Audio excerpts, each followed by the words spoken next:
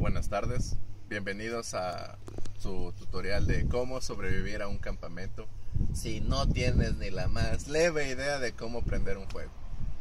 Suponiendo que tú eres de las personas que cada vez que cocinas imagina que la estufa prende sola con un aire que sale por ahí, bueno, pues se hace más gas, ¿no? Pero hoy estás en elementos rudimentarios. ¿Qué necesitas? Necesitas cosas como estas que se llaman yesca. Tú les puedes llamar arbustos, hojitas, cosas que se queman rápido, ¿no? Necesitas un poquito de leña, así, trozos pequeños. Una leña que previamente ya debiste haber recolectado, no sé, en el bosque, a la vuelta, se la robaste al de al lado, quién sabe.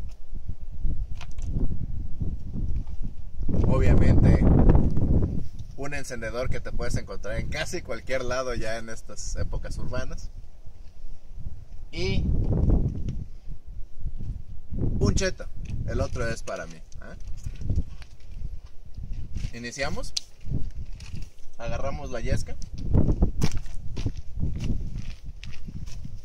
Cuidamos de que tengamos un terreno protegido. Obviamente en vez de esto pueden poner bloques, piedras, más troncos más grandes, pedazos de piernas humanas, no sé, qué sé yo, ¿no? Es algo que evite que el viento haga mucho estrago en el fuego. Agarramos el cheto y el encendedor. Nos preparamos que no haya mucho viento. Ven, como ven, hay mucho viento. Sigue habiendo viento.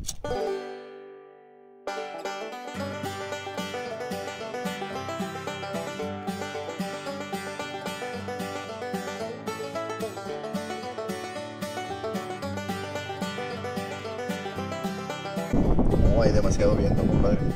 Imagínense cómo le harían si tuviera que ser con los dos palitos esos que uno ve ahí, la cuerdita.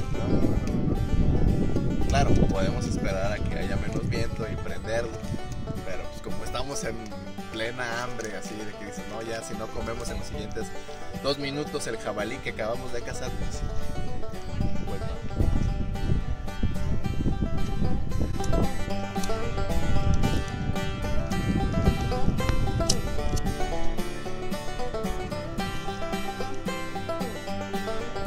ya huele a cheto quemado. Delicioso. La idea de cheto es que es un buen iniciador. Y en vez de comprarse los iniciadores que venden en los cositos del Oxxo,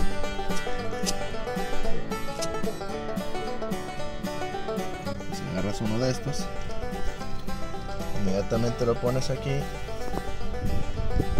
y empieza a haber fuego, ¿ven? Una vez que hay fuego,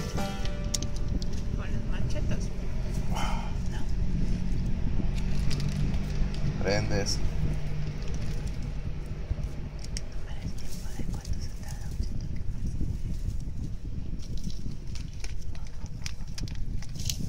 Nunca voy a volver a comer. Bueno.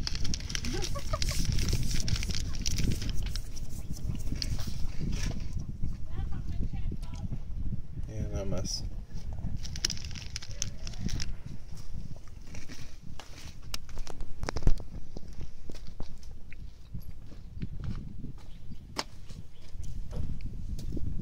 Este es el uso 1923 de cómo usar un cheto para que sea un iniciador, buen iniciador de fuego.